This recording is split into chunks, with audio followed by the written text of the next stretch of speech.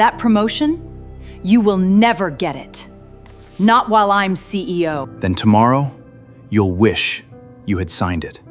What exactly are you hiding from me? Ask them. They already know who owns this company.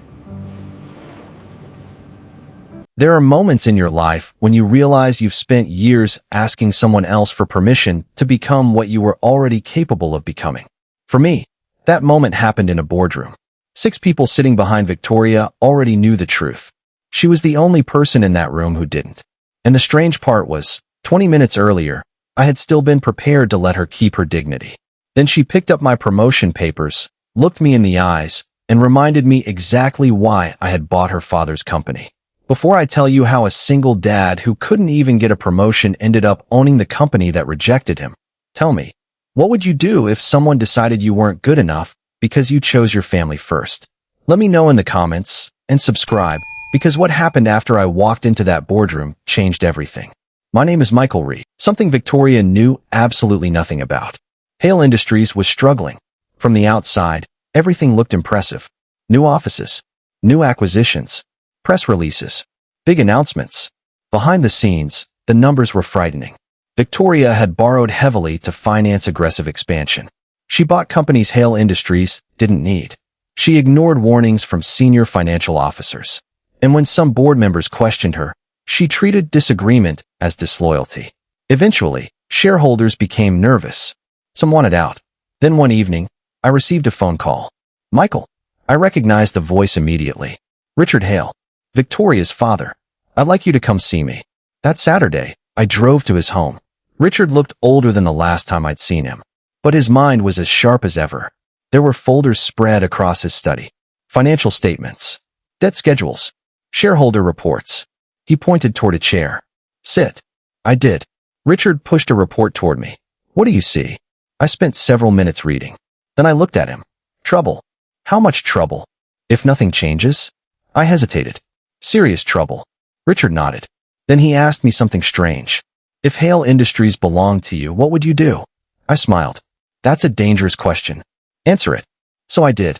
I told him which acquisitions I would sell, which divisions I would protect, where I would cut unnecessary spending, which debt I would renegotiate first, which employees we couldn't afford to lose.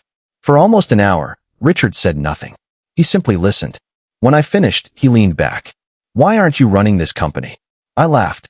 Your daughter won't even promote me. Richard didn't laugh. Instead, he opened another folder. Inside was a list of shareholders. Several names were highlighted. These people want to sell. I looked at the percentages. Then at him. That's a lot of stock. Yes. Why are you showing me? Because they need a buyer. I stared at him. Richard, I'm an employee. No, Michael. You're an employee here. He leaned forward. But that's not all you are. He knew. Years earlier, Anna and I had invested in a small software company started by one of my closest college friends.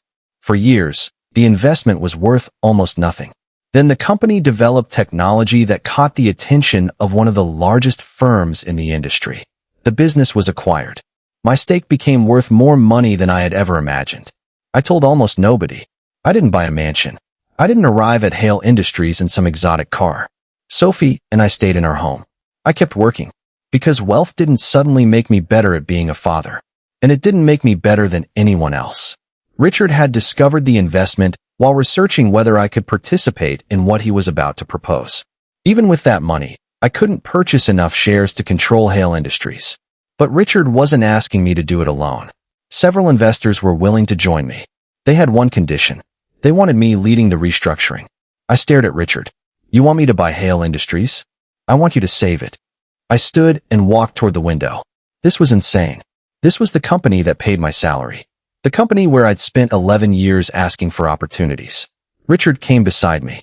Victoria thinks leadership means making everyone afraid to disappoint you. He looked at me. You understand something she doesn't. What? People. I didn't say yes that day. I went home. Sophie was on the couch watching television. She looked at me. You look weird. I laughed. Thank you. What's wrong? I sat beside her.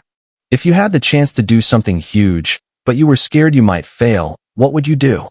She thought about it, then shrugged. Mom always said being scared doesn't mean don't do it. I smiled.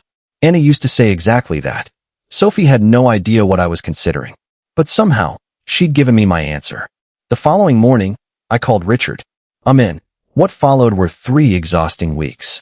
Lawyers, bankers, investors, negotiations, share purchases, voting agreements. Everything had to remain confidential. Victoria knew shareholders were unhappy. She didn't know who was buying their shares. More importantly, she didn't know that Richard had agreed to transfer enough of his voting rights to my group to complete the deal. Then, the night before my promotion meeting, my attorney called. Michael, it's done. I sat alone in my kitchen. What exactly does done mean? He laughed. It means that once tomorrow's final board acknowledgement is recorded, your group controls Hale Industries. I didn't celebrate. I looked across the kitchen at a photograph of Anna. For 11 years, I had entered that building as an employee. The next morning, I would enter it as something completely different. But there was still one thing I wanted to know. Would Victoria promote me if she believed I was still just Michael Reed, the single father who worked for her? I could have withdrawn my promotion application. I didn't. I wanted her decision to be hers. That morning, I prepared Sophie's breakfast. She looked at my suit. Promotion day? Something like that. You nervous? A little. She smiled. You'll get it. I looked at her. And if I don't? She shrugged. Then they don't deserve you. I laughed. If only she knew.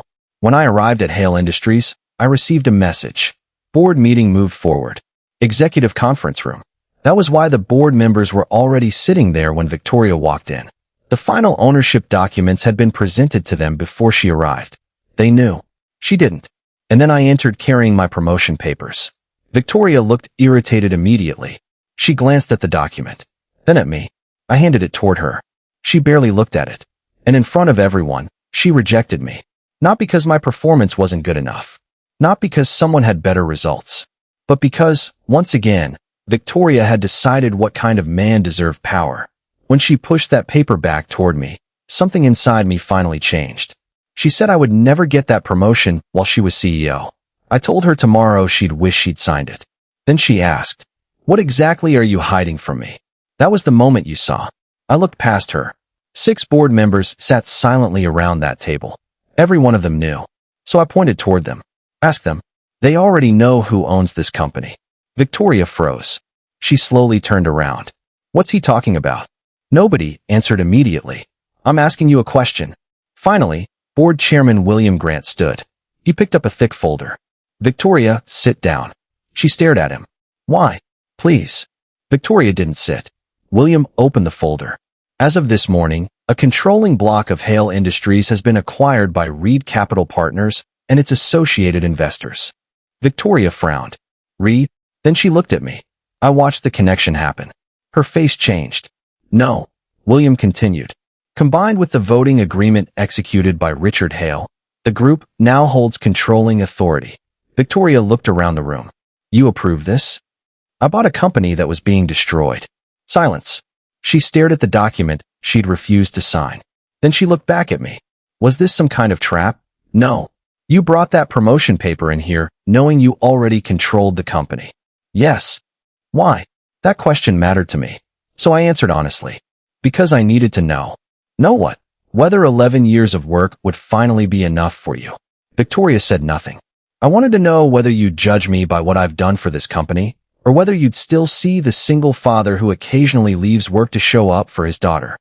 Her face tightened. You deceived me. No. You didn't know I had money. You didn't know I had investors. You didn't know Richard supported me. I stepped closer to the table. But you knew my work. I pointed toward the rejected paper. And you still decided that wasn't enough. Nobody spoke. Victoria looked toward her father. Richard had been sitting silently near the end of the table. Dad. He looked heartbroken more than angry. I gave you a company, Victoria. She swallowed. And now you're giving it to him. Richard shook his head. No. Michael paid for his ownership. Then he added, but he earned my trust. Victoria finally sat down. For the first time since I'd known her, she had nothing to say. I could have fired her immediately. Everyone expected me to. I didn't. Because if I had spent 11 years wishing someone would judge me fairly, I couldn't become unfair the moment I gained power. I told Victoria she would step down as CEO while the company underwent restructuring. She could remain in a senior role if she accepted oversight from the new leadership team. She hated the decision, but she accepted it. Over the next year, we changed Hale Industries. We sold 2 failing acquisitions, renegotiated our debt, protected thousands of jobs, and I introduced one policy personally. No employee would ever be considered less committed simply because they were a parent or caregiver. Results mattered. Character mattered. Family responsibilities were not a weakness. A year later, Hale Industries was profitable again. But my favorite moment didn't happen in a boardroom. It happened at home. I walked into the kitchen one evening and found Sophie doing homework. She looked up. "Hey, company owner." I laughed. "Don't call me that." "Why?" "Because I still have dishes to wash." She smiled. Then she asked, "Dad, was it worth it?" I thought about Victoria, Richard, the boardroom, the promotion paper, everything. Then I looked at my daughter. "Yes." "Because you own the company?" I shook my head. "No." I sat beside her. "Because I finally understood something." "What?" I smiled. "I spent years waiting for somebody else to tell me I was good enough." Sophie looked at me. "And now I know better." That promotion paper is still in my office. And signed. I kept it intentionally. Not as a trophy. Not to embarrass Victoria. But as a reminder. Sometimes the door someone refuses to open for you isn't the door you're supposed to keep knocking on. Sometimes rejection forces you to discover that you were capable of building your own entrance. Victoria refused to promote me because she thought being a single father made me less committed. She believed my greatest responsibility was my greatest weakness. She was wrong. Being Sophie's father taught me patience, sacrifice, responsibility, and what leadership actually means. I walked into that boardroom asking for a promotion. I walked out knowing I would never have to ask anyone to recognize my worth again. And through everything that changed afterward, one thing never did. The most important title I've ever had wasn't CEO. It wasn't chairman. And it wasn't owner.